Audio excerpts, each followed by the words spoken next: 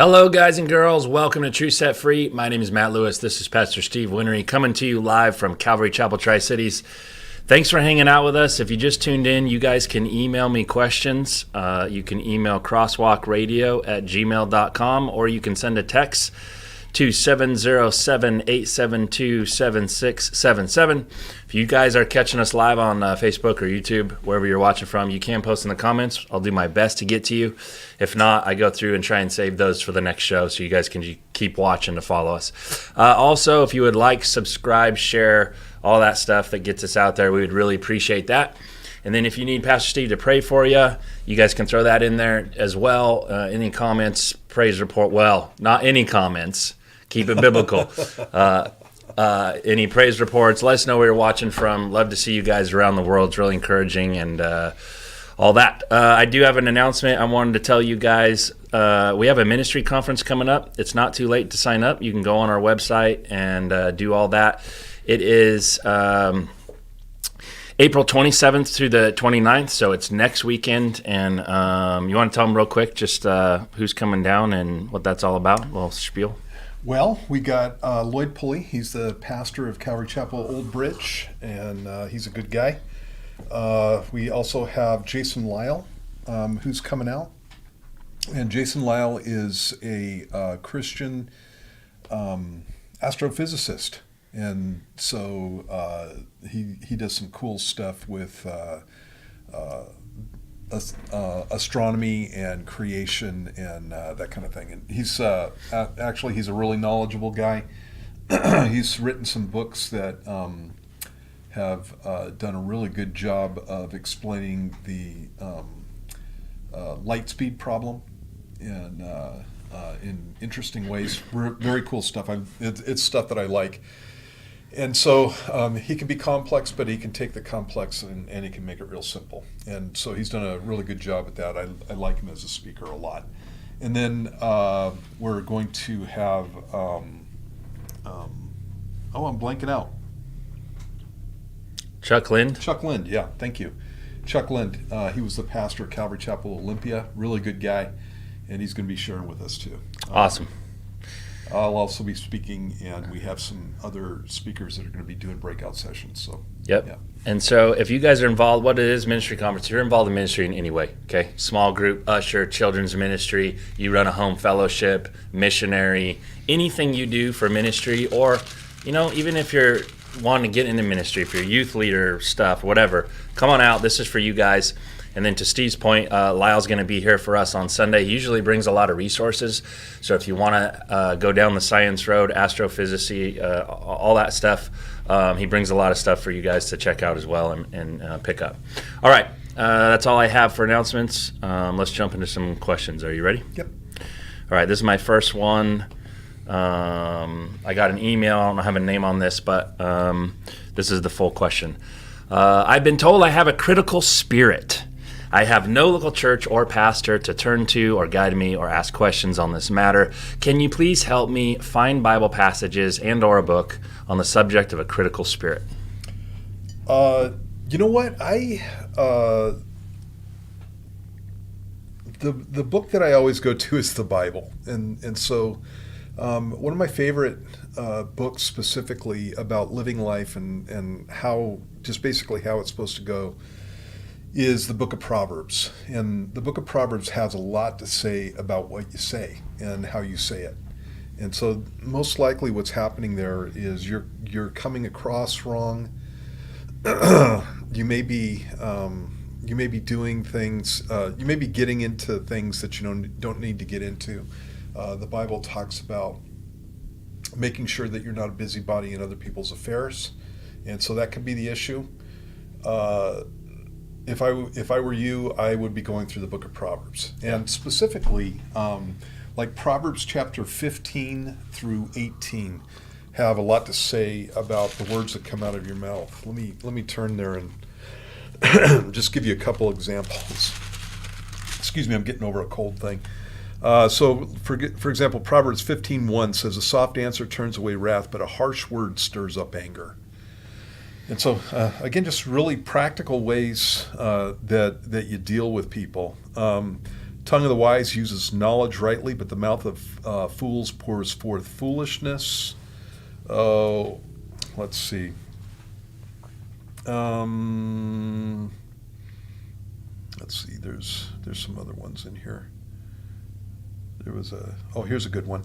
A man has joy by the answer of his mouth, and a word spoken in due season, or in its time, literally, how good it is. And so, timing for the way that you speak, having a right heart when you're speaking, and that kind of stuff. And the book of Proverbs goes over this over and over pretty thoroughly.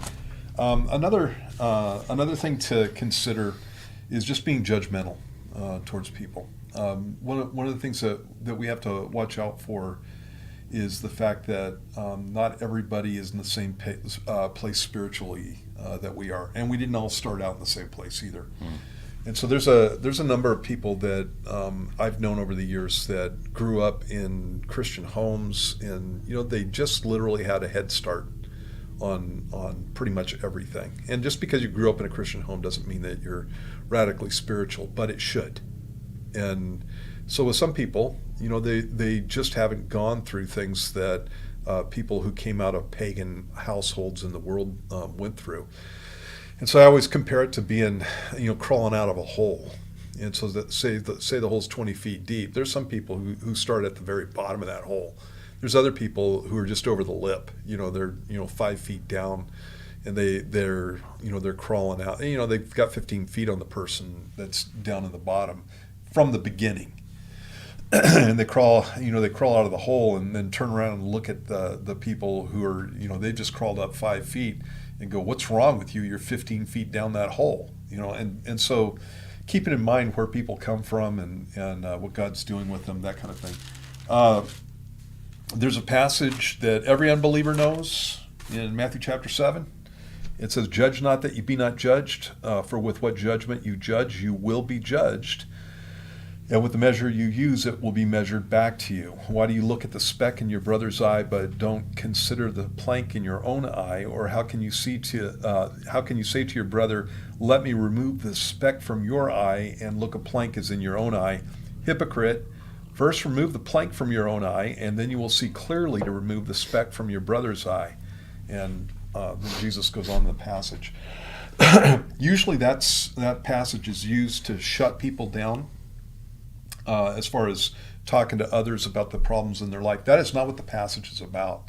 What the passage is about is making sure that your life's squared away before you come in and start talking to somebody else. I used to work in construction, and so there were times when I would get sawdust in my eye. You get sawdust in your eye, you want it out. And so, there's little tricks that you can do to get it out by yourself, but every once in a while something big gets in your eye and you can't get it, and you need somebody else to help you. And the person you want helping you is not a guy who's got a 2x4 hanging out of his. If that guy's got the 2x4 hanging out of his eye, he needs to pull the 2x4 out first before he goes and tries to help somebody out. But if you got something in your eye, you want it out. And again, that's the point in this passage. You just need to make sure that everything's squared away with you before you start looking at what's going on in somebody else's life. Now, having said all that, I've seen people accused of having a critical spirit just because they had a standard of righteousness and the person that they were talking to doesn't like the standard of righteousness. And so that's not so much you having a critical spirit as the other person want to live their life however they want and never be held accountable for it. And that's nothing but fleshy. And so, when you're looking at this stuff, I would take those, obviously you're taking the statement to heart. And so I would take it to heart and just go, okay, Lord, am I being too critical of the people who are around me? Do I have 2x4s hanging out of my eye when I'm walking up and trying to help somebody else out? And if that's the case, you take care of it. Here's another thing. People know when you love them, and people know when you don't. And you got to make sure that you love people when you're talking to them about their issues. And so it's something that I pray about before I enter into a counseling situation. I just ask God to give me a love for, a heart for the person that's coming in, and give me some compassion for them, and that kind of stuff. I'm not a compassionate guy, but I'm pretty level in the sense of, well, I don't even know if I'm that. Most of my emotion is anger.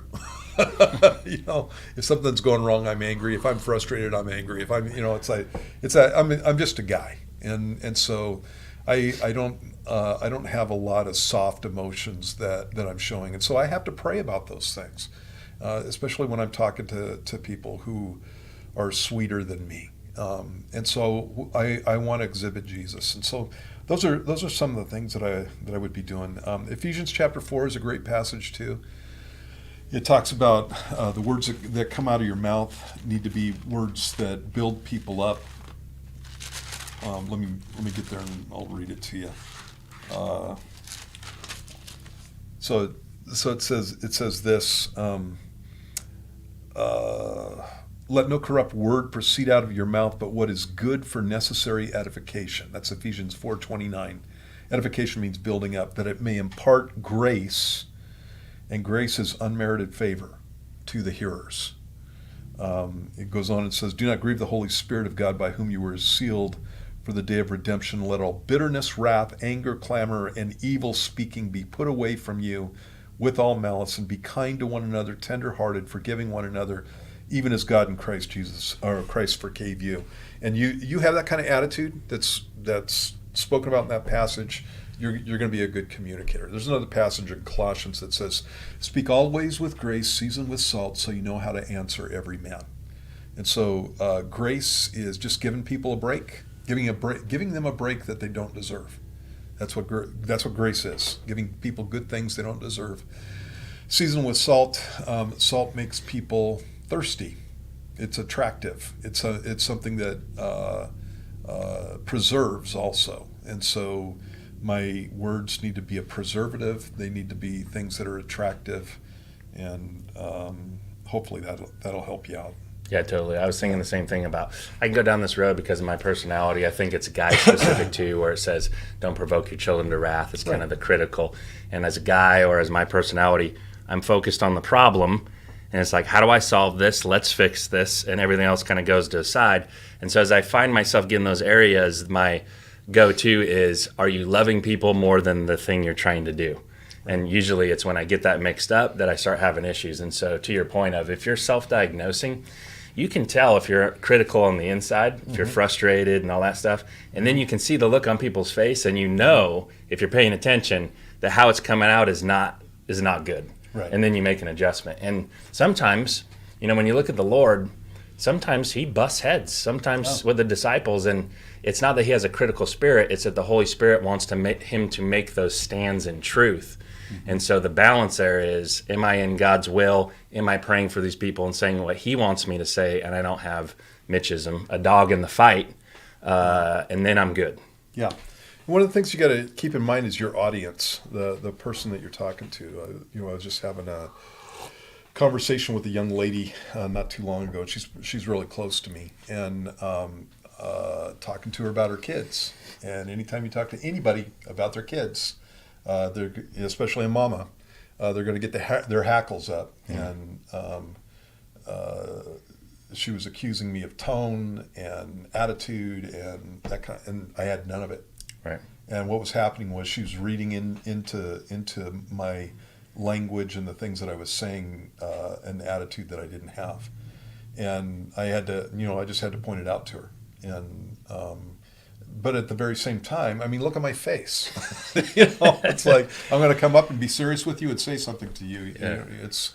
Are you being critical of me right now? Yeah, the way you're looking at me. Yeah, that kind of thing. And so, sometimes you're just dealing with what you got, and people are going to be intimidated and that kind of stuff. And so you got to do. Basically, when you're talking to somebody, what you want to do is reach them. So you do what you need to do to reach them. And so loving people, having a compassionate heart, soft answers, all making sure that you're kind to them and tenderhearted and forgiving, and as it says in that passage in Ephesians 4:32, making sure that those things are going on inside your head will help you to be able to communicate a whole lot better. And then there's sometimes when people just don't want to hear it. And actually, Jesus, after he talked about not judging others with a 2x4 hanging out of your eye, he said, "Don't you give what's holy to the dogs, and don't you cast pearls before swine."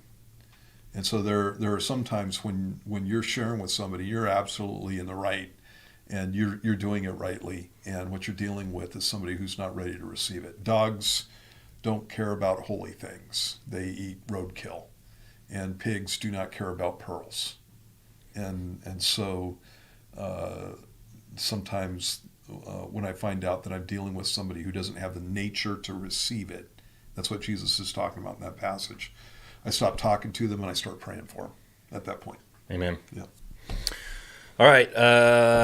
Picking up from a couple weeks ago, Brass Pill from YouTube was on here asking about Revelation 2:20, Pastor Steve. Okay. He says, in that passage, is Jesus against Jezebel's teaching and seducing, or is it just teaching the wrong stuff that they're referring to in that passage? The passage says, "Nevertheless, I have a few things against you because you allow that woman Jezebel, who calls herself a prophetess, to teach and seduce my servants to commit sexual immorality and eat things sacrificed to idols." One of the things you need to understand about ancient paganism, the culture that these guys were in, is that all the pagan religions were sex religions. And so they were like that on a more intense or less intense scale, but you always had this whole sexual element to it.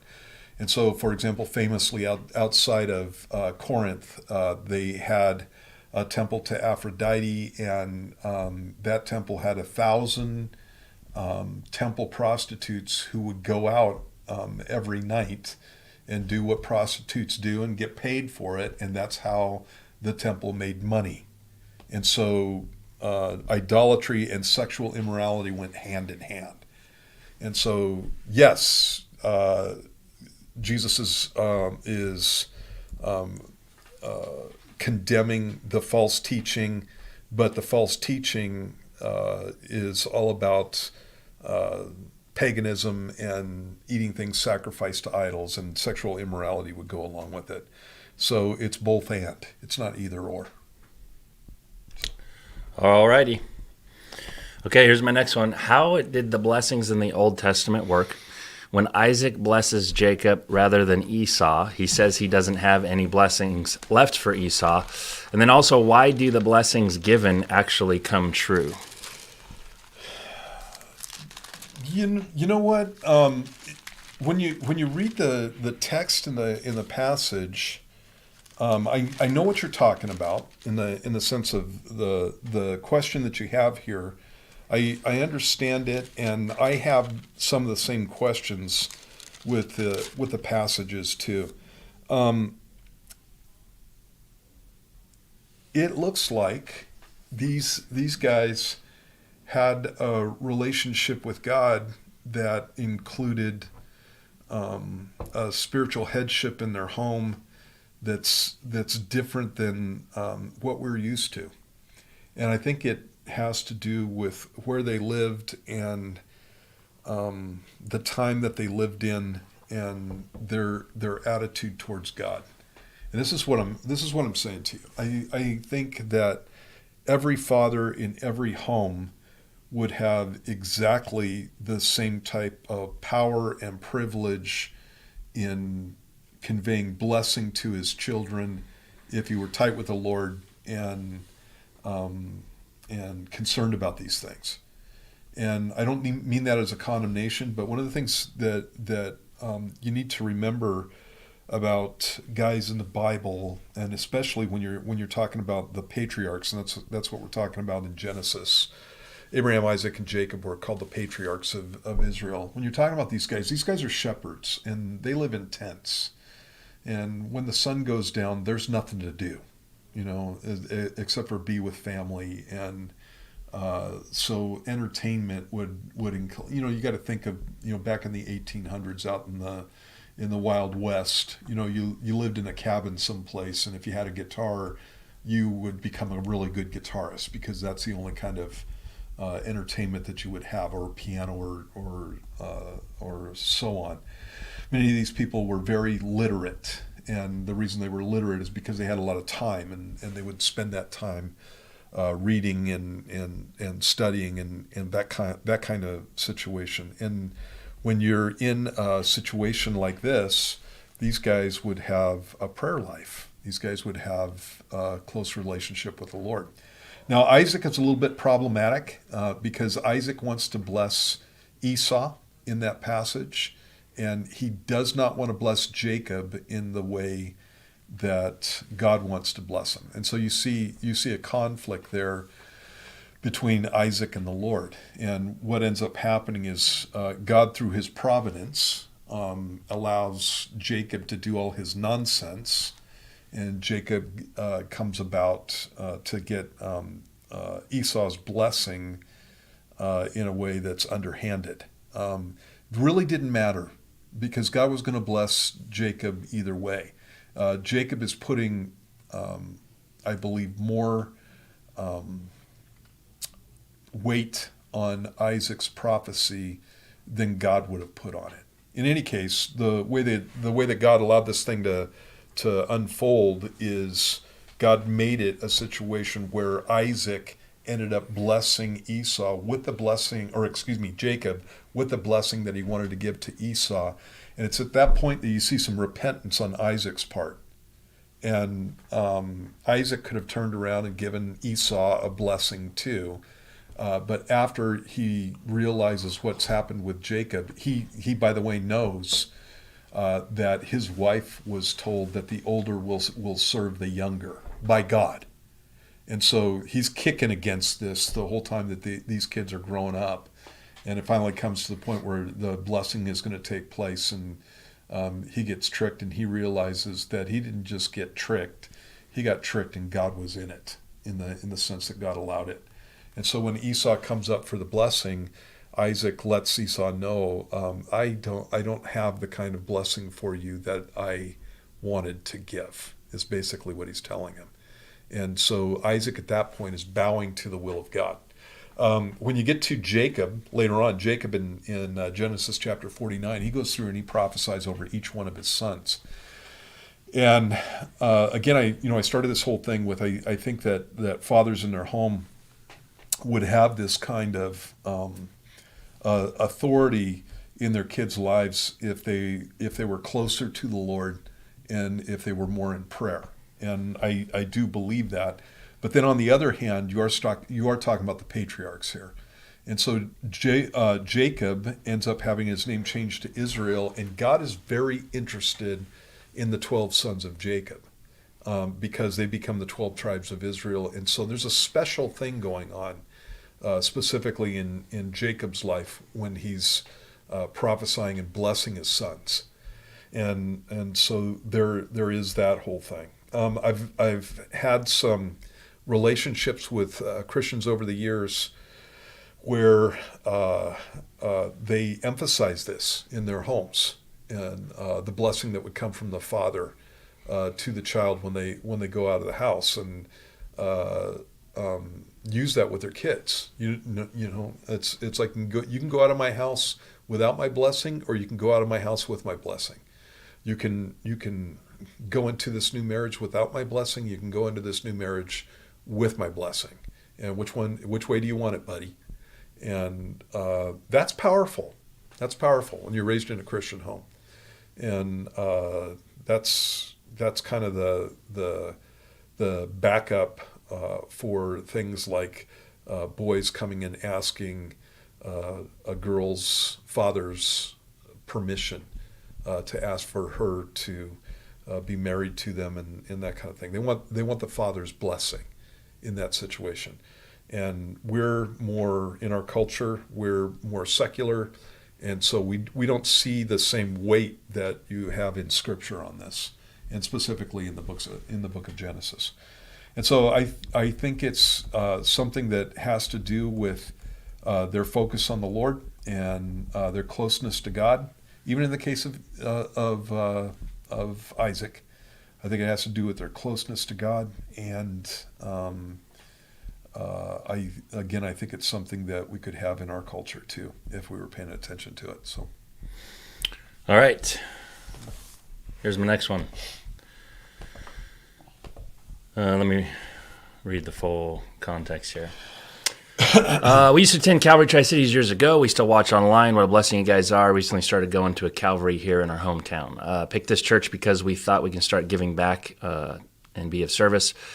We've been supporting this church for the last year, but we were traveling. We've now been attending for the last couple months. They have a problem because they haven't heard the pastor give an altar call. And not even on Easter when they attended on Easter. So it says, I don't know what to do. Is it okay for me to make a meeting and ask the pastor about this? One other thing that is troubling me is there is only one service on Sunday morning. Definitely want to dig into the word more than what is offered, and I want to communicate this to him, possibly start a study at our house. Since we've just been attending for a short time, what is your advice? Should I just chill and pray? Do I go talk to the pastor? Says I have never felt such a urgency in the spirit like this lately. Please, any advice will help. All right. Altar is spelled AR. Sorry, I copied and paste here. So that's my ADD coming out. I'm not even offended. I don't even. You're not. Yeah. Are you being critical right now? I kind of am. Okay, I'm fixing it. And an altar call is, that's like I'm going to alter you. Or an altar AR has come up before. Okay, all joking aside, you know what? I would be doing both. I would be chilling out and I would be praying, and then I would be looking at it for an opportunity to talk to the pastor. I don't know how long the church has been there, but let me just give you the whole situation from a pastor's perspective. Doing invitations in a small fellowship is very intimidating.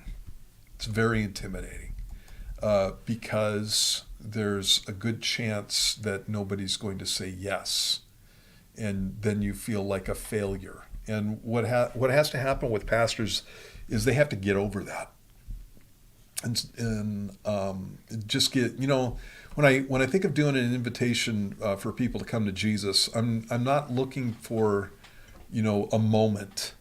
I'm not looking for something that would validate my ministry. I'm not looking for God to move in powerful ways through me or things like that. And it's not that I don't want any of those things. I think that those things are nice, but that's not what I'm looking for. What I'm doing is I'm giving people who are adults and who hopefully have just heard the gospel an opportunity to respond to what Jesus says there. And they're adults and they get to respond or not. And I had to work that out in my own mind. And one of the things that happens when you give an altar call or when you give an invitation is if nobody says yes, nobody raises their hands or comes forward or however the person is doing it. If nobody says yes, then a lot of times the pastor doesn't know what to do because he went into it, thinking that they would say yes. And now nobody did. Now what do?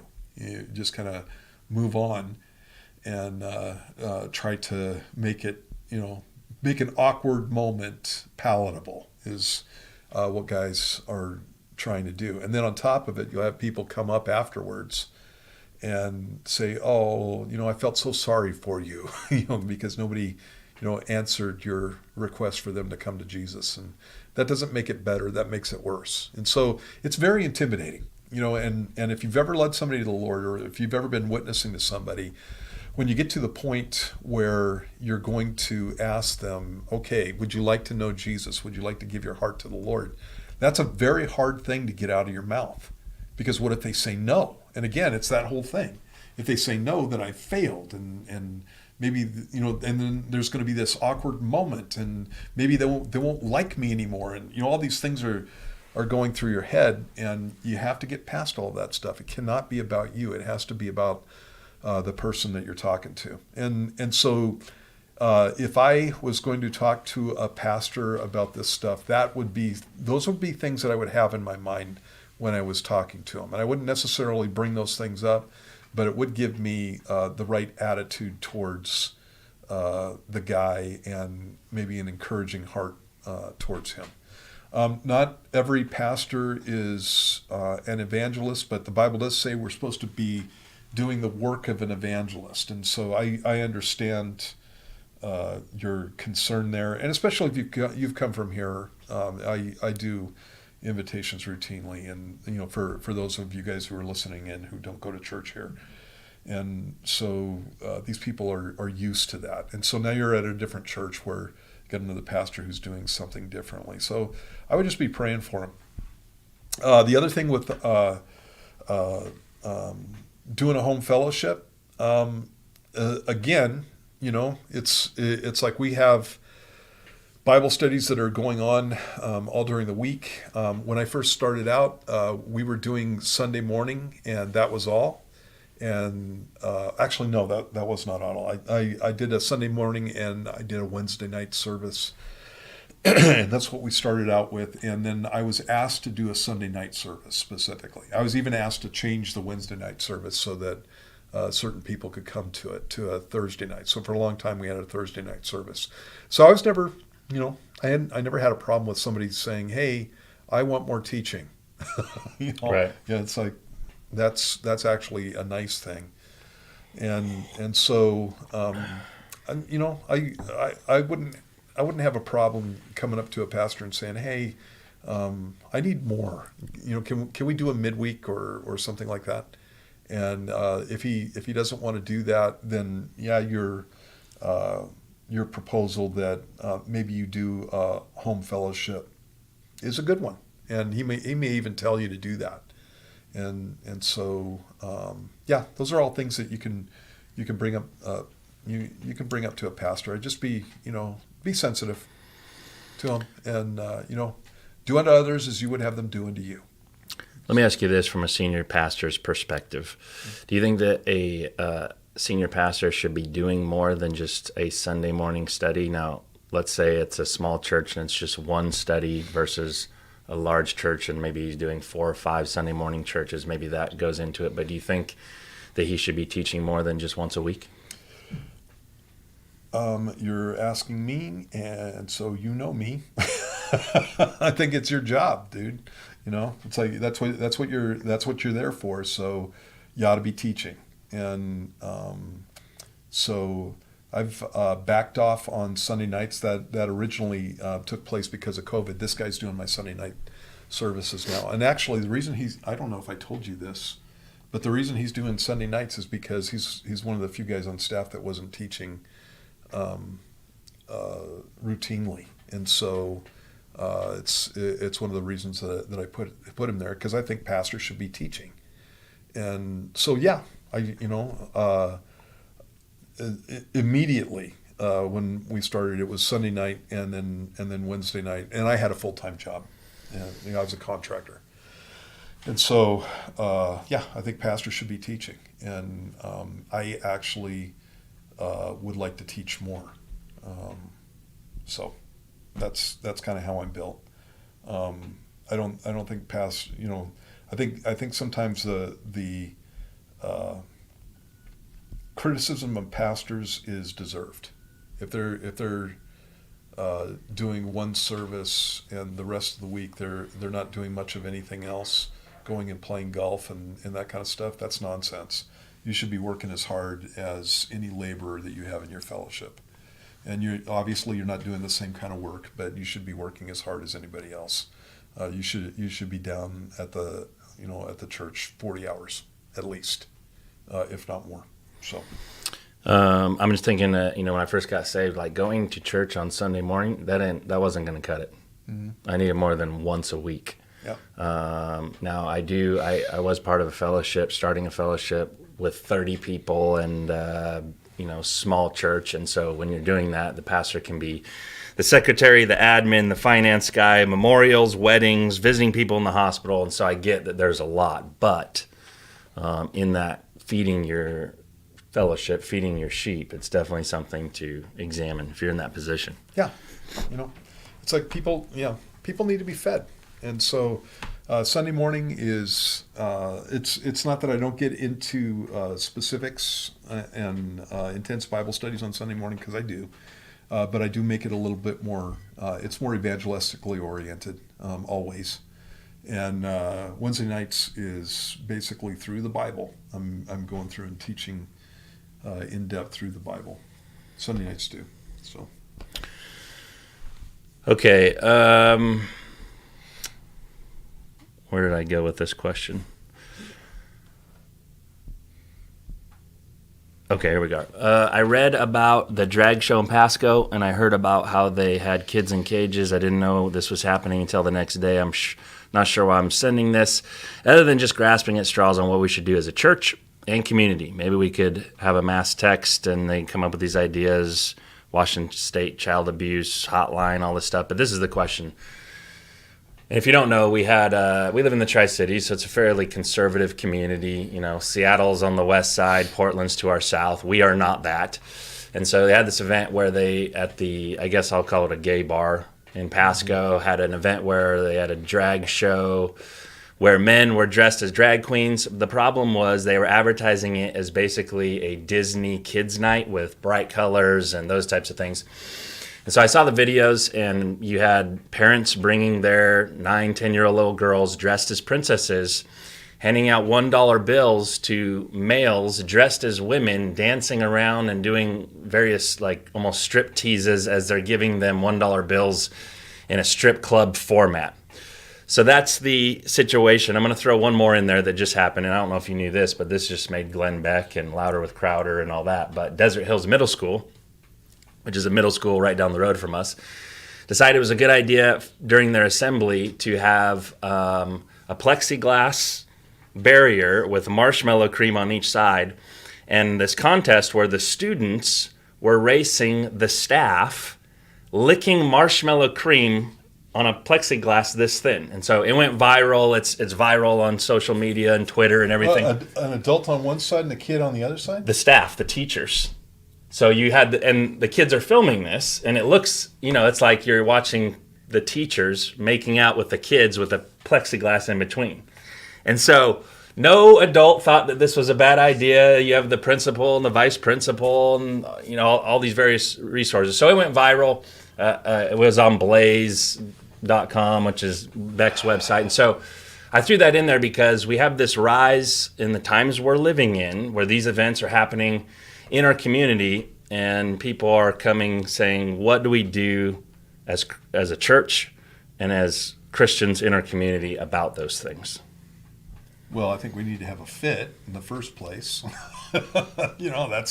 That's number one. And so what's happening with that? I heard about that, but I didn't hear about the adults. Yeah, it was the. You sure there were adults on absolutely, one side? Absolutely. That's why it went viral. Are you kidding me? Yeah, and none of the no adult. Their comment, one of the comments I read was, well, it was the student's idea, and it's like, yeah, but none of the staff, teachers, principal thought that was maybe not a good idea. What a bunch of morons. Yeah, and you have the situation on video where it looks like people are like, look at they're grooming the kids, and it goes on. Yeah, it's completely inappropriate. Exactly. It's like that's a problem with the world that we live in. Hopefully, is superintendent of schools doing anything about this? Yeah, they wrote a letter saying it's unacceptable. We don't promote this policy. It will never happen again. So they're not saying it was fine. Okay. Well, that's a good thing. Anytime that you're dealing with the world, it's one of these things where, on the one hand, you don't want to sit back and not do anything, and on the other hand, you don't want to be known for what you're against. And so we wouldn't have this situation going on in our culture if the church was doing its job. And so that's the first thing I want to state about these kinds of things. The culture is going down the tubes because the church has not been doing its job. And what we're supposed to be doing is we're supposed to be about Jesus. We're supposed to be about leading people to Christ. And when we're not about that, then what ends up happening is Satan comes in like a flood, and he starts turning the culture the way that he wants it to go. And so way too many Christians are pew warmers. Way too many believers just are not engaged with the people around them. And so again, the reason I'm saying this is not to just pick on church people, but it's because when judgment's coming on a culture or a nation or the world, God always starts with the church. So judgment begins at the house of God. And so that's the first thing that we need to be looking at. And having said that, I'm not opposed to legal situations with these kinds of things. Getting a lawyer and suing people for putting kids in cages, representing them as being sex objects and that kind of stuff. And so those and shaming people. Shaming is good. Somebody, I don't know, anytime that you're dealing with the internet, you're gonna have people who just flame you and scream and yell and that kind of stuff, and you need to expect those kinds of things. But having conversations with people where you go, what in the world is wrong with you? And calling somebody a freak is valid. Calling somebody a pervert is valid in situations like those, and letting people know that that they're far away from God and that they need Jesus goes along with those things. Again, a lot of the people that I dealt with when I was in the workplace were construction guys, and if a construction guy was acting like a freak, I'd tell him that. I'd say that is twisted and messed up. You are one freakish unit. And you need Jesus, dude. And I don't have a problem with saying stuff like that. And I think that Christians need to be more bold in certain situations. And so we had some people from our fellowship that were down there and protesting and that kind of thing. I think that that's totally appropriate. And there may be more things that are appropriate in those situations. Obviously, there were a couple of places in our town that did this. One of them did it on Easter Sunday. Did a whole transgender thing on Easter Sunday. And that's obviously, it was obviously done to get a rise out of Christians, and as a slam on Jesus and the church and that kind of stuff. Usually these people think that they're slamming the Catholic Church. What they're doing is slamming Jesus, is what they're doing. And so, this is one of the places that we live, and the reason that we're here is because people in church compromise. So, need to stop compromising. Main focus needs to be telling people about Christ, giving them the gospel. People who are caught up in this lifestyle are miserable units. They are miserable people, and they have awful lives, and everything is twisted and a drama in their lives, and many of them sooner or later want something better than what they've got, and so you don't just write them off, but you need to be real with them and give them Jesus. So we have a couple bills that are cleared the House. One of them has cleared the House, cleared the Senate, went back to the House because of an amendment. That's a 2A bill, 1240. We have another one, I don't know if you heard about this one, 5599, that just passed, which apparently there's a version of this in California. I was talking to Tracy. Did it pass the Senate? No, it's Okay. it's out of the House, but the chances of it not passing the Senate are slim. Yeah.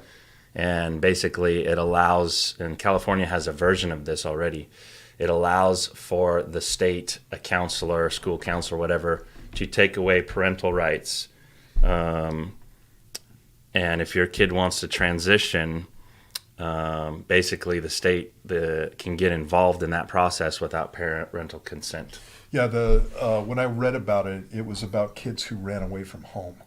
Okay. And so if they ran away from home and they were in a youth center, a youth shelter, that the people who ran the shelter were not obligated to tell the parents that the kids were there if the kid was trying to transition. And so that's what I read about the bill. Okay. And so obviously that's still messed up and dangerous. Right. And again, you got governmental authorities who are trying to take away parental rights, and this is not going to end well. Yeah. There are things that you do that are going to get very, very bad responses from people, and frankly, I don't understand why there hasn't been more violence.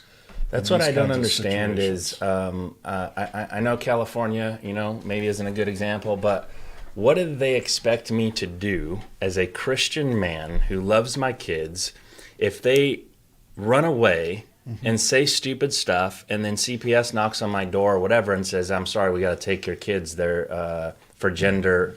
Well, again, that's not what this bill is saying. Well, it's that they don't have to tell your kids. No, they don't have to tell you that they have their kids. Right. And then they affirm the gender stuff. And it's like, what, and then that goes a certain way. Yeah. And then what do they expect the dad, me, to do about that? Right. Just go, oh, well, yeah. Moving on. I mean, that's a bummer. Yeah, I wish society was different, and that's not going to go that way. Right. And so, people are nuts. Yeah, they're nuts. They're starting it. This is one of the things that I've noticed about, not noticed, but I've known this about the left. It's been like this since the 80s, you guys. These people start it.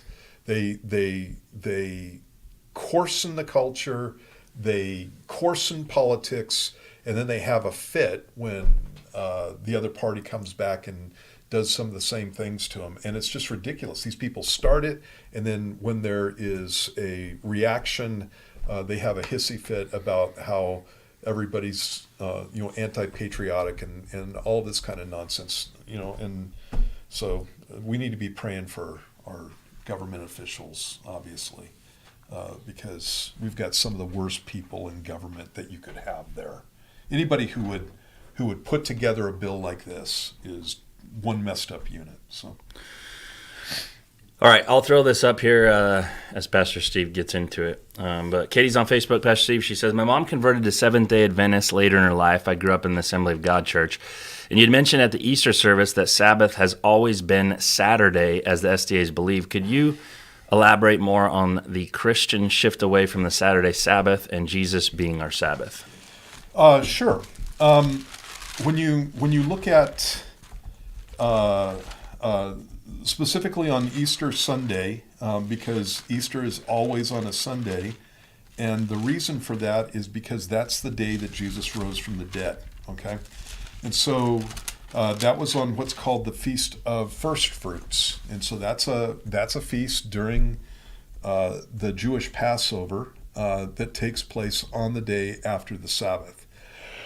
And there's some differences in Judaism about this whole thing, but this is that's what's written in the book of Leviticus, and that again is the day that took place. They try to tweak it and put it back on the Sabbath day. Specifically the Pharisees did, but they don't have biblical support for that. And so Jesus rose on a Sunday, on the first day of the week. And then when you get to the book of Acts, when you're talking about Pentecost is 7 weeks after the Sabbath, after Passover. And so the Sabbath that takes place after Passover starts. They count 7 weeks, 49 days, and then the next day, which is the day after the Sabbath, is Pentecost. That's where you get the term Pentecost. It's 50. So 50 days. And so not only did Jesus rise on the first day of the week, but the Holy Spirit was given on the first day of the week. And then without doing a big old huge Bible study, when you go through the book of Acts, whenever you see Christians meeting, they are meeting on the first day of the week, every single time. When you get to the epistles, specifically in Corinthians, let me get this passage here. While you're turning there, someone on YouTube asked if that's a helicopter outside. I'm sorry, guys, I forgot to announce we're building a fellowship hall sanctuary, and these guys are moving dirt and tractors and stuff, so if the walls are shaking, it's not an earthquake, it's not a helicopter, they're just working on our sanctuary. In 1 Corinthians 16, it says, "Now concerning the collection for the saints," verse 1, "as I have given orders to the churches of Galatia, so you must do also. On the first day of the week, let each one of you lay something aside, storing up as he may prosper, that there be no collections when I come. And when I come, whomever you approve by your letters, I will send to bear your gift to Jerusalem." And so, again, these guys are meeting on the first day of the week, and that's what you see all the way through the New Testament. And they weren't meeting on the first day of the week because they changed the Sabbath day. And as a matter of fact, Seventh-day Adventists will say that at the Council of Nicaea, what Constantine did was he changed the Sabbath day from Saturday to Sunday. That is not what happened. That is not what took place. And it didn't even take place at the Council of Nicaea.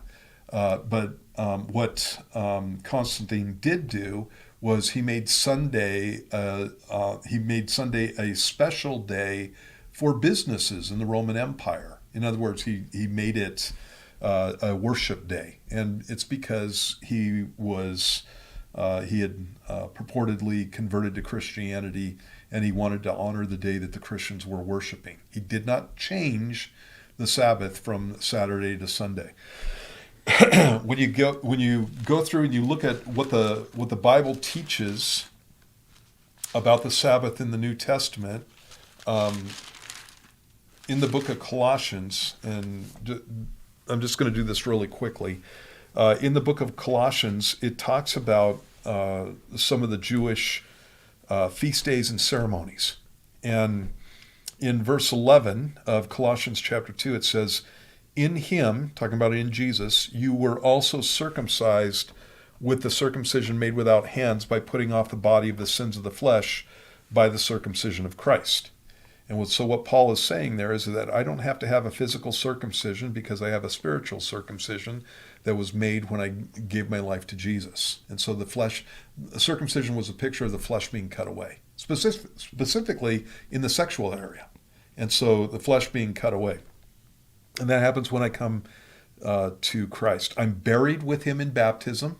And so Jesus died and he rose again. And baptism is a symbol of Jesus, or of us dying and being raised from the dead spiritually. So buried with him in baptism, in which you also were raised with him through faith in the working of God who raised him from the dead. So baptism is a symbol of death and burial and resurrection. Then he says, "And you being dead in your trespasses and the uncircumcision of your flesh, he has made alive together with him, having forgiven you all trespasses, having wiped out the handwriting of requirements that was against us, which was contrary to us, and he's taken it out of the way, having nailed it to the cross." Well, the handwriting of requirements that was against us is the Old Testament law. It's specifically the commandments. And so basically what Paul is saying there is that from a physical perspective, when Jesus had a sign put over his cross, it says, "Jesus of Nazareth, King of the Jews," in 3 different languages. But what Paul is saying here, and when they put a sign on a cross, that's what you were dying for. And so Pilate put on the cross, the reason that Jesus is dying is because he's the King of the Jews. But from God's perspective, the reason that Jesus was dying is because of the disobedience of his people to the law. He was taking our place.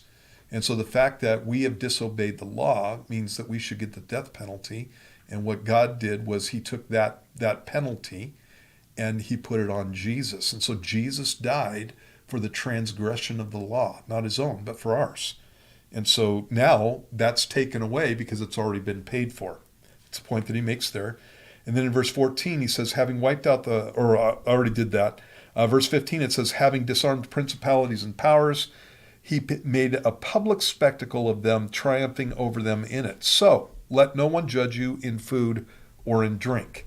And right there he's talking about the food laws. So I am not to be judged in food or in drink. I can eat what I want.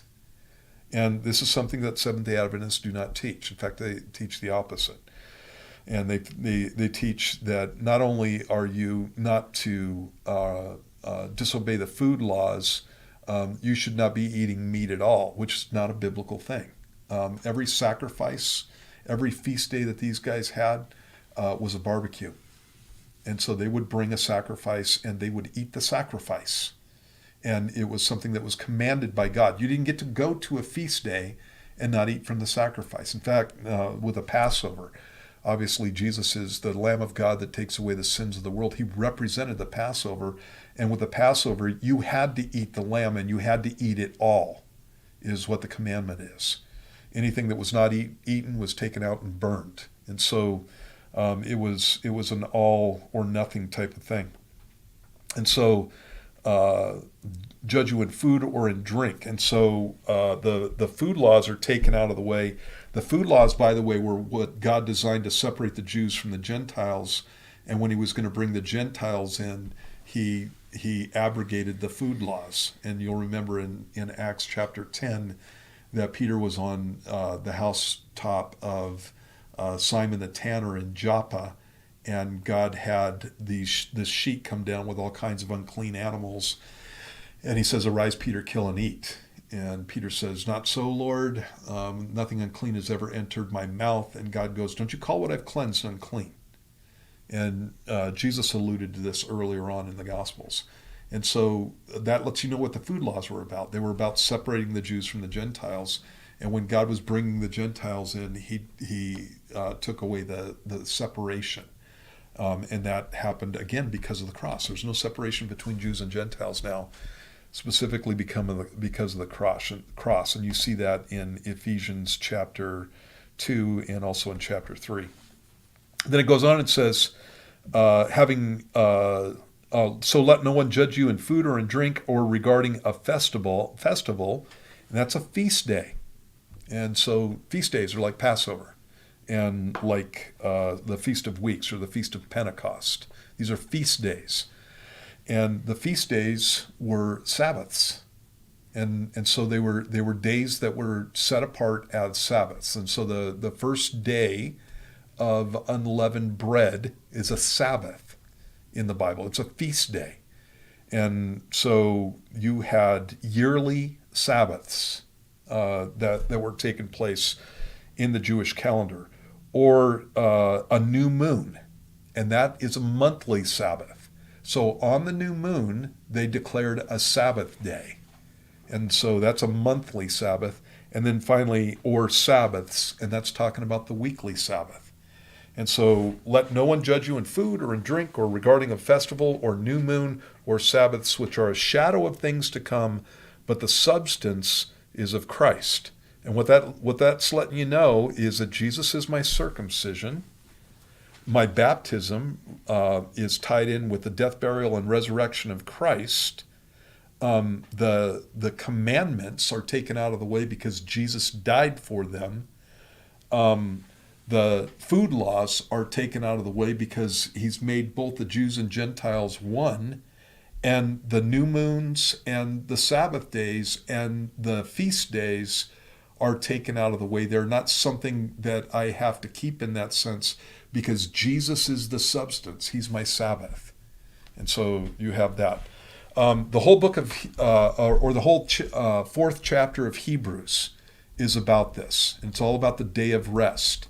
And it'll get too long for me to go through and talk to you about that. But go read Hebrews chapter 4 in the context of thinking about the Sabbath. And so Canaan, for example, was supposed to be the rest of the people of God. And Paul lets you know that Canaan didn't do it because later on, David still talks about a rest for the people of God. Well, first off, the Sabbath day was supposed to be the rest for the people of God. And that wasn't it because Canaan became the rest for the people of God. And that wasn't it because David talks about a rest for the people of God after they'd been long in Canaan. And then what Paul lets you know is that the rest that the people of God have is the fact that they stop doing their own works and they rest in the work of God in their lives. And again, that's a whole picture of Jesus being our Sabbath. The one thing that I wanted to leave you with is Romans chapter 14, because this is important for Adventists. I have Adventist family, and so I'm familiar with these guys. In Romans chapter 14, Paul talks about two things. He talks about eating and days.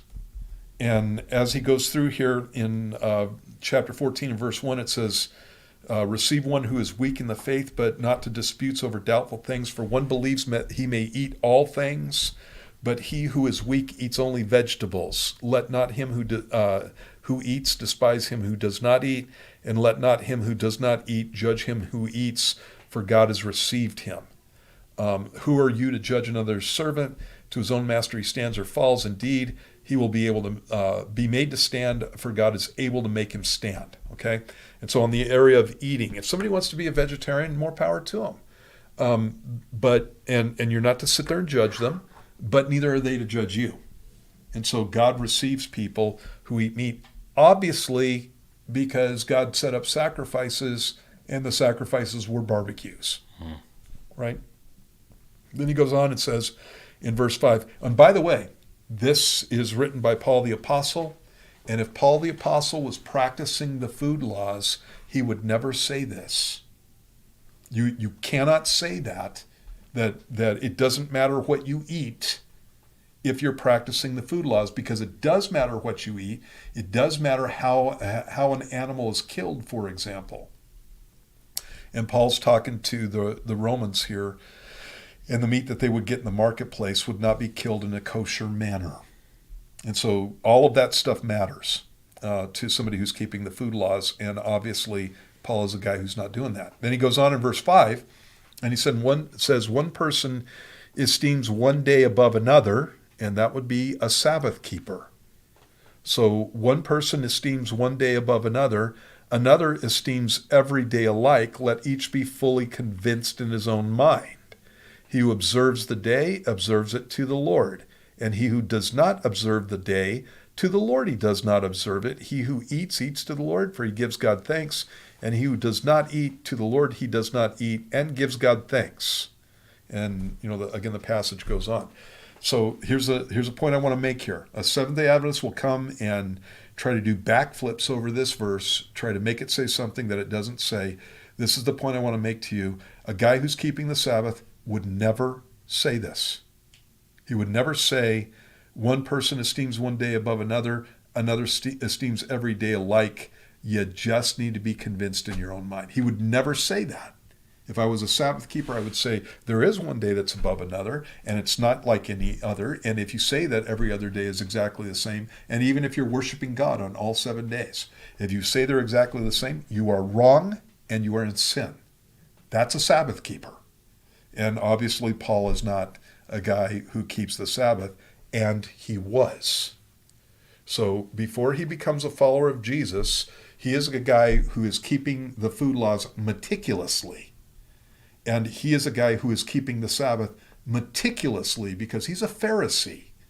And these guys were very careful about what they did in these areas. And so, again, the point that I'm making here is that when we're looking at these issues, if somebody wants to keep the Sabbath day, more power to them. It's something that is a reflection of who Jesus is, and that can be a good thing. But as soon as they make it a religious thing and a religious commandment, you got a problem. As soon as they do that, because of passages like this. Here's another thing. A person who doesn't agree with what Paul says in Romans 14, as he says it, is in conflict with an apostle of God who is under the inspiration of the Holy Spirit. You got a big problem there.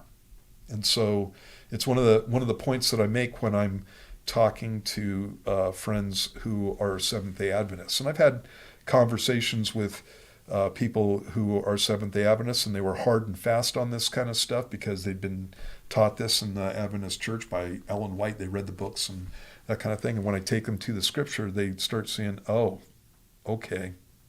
If they're actually following Jesus, they go, oh, okay, I can see that the Bible says that there is an option here. And so, and I've even had some guys ask me, so can I still keep the Sabbath? And I go, according to Paul, sure, absolutely, you can still do that. But you can't make it, some whole thing where everybody has to do it, because clearly they don't. And so again, when we're talking about Jesus, Jesus is our Sabbath. He fulfills all the Old Testament sacrifices. He fulfills the Old Testament law. He fulfills the food laws, and he fulfills the Sabbath day. And so once those things are fulfilled, I do not, as Paul said in Colossians chapter 2, those are a shadow of things to come, and Jesus is a substance. And so taking the law or the feast days or the Sabbath and making those things the center of my life is like having a picture of my wife and then having my wife there, and instead of going to my wife with my affection, I go to the picture, start kissing it or something. That's ridiculous. We have the real thing here. And so as soon as I get the real thing, the picture may be nice to remind me of her, but as soon as I've got the real thing, I take the picture out of the way and I focus on the real thing. And that's what the Sabbath was for, to point you towards Jesus. All right, there you go, Katie. Thanks for writing in. Appreciate you watching the show.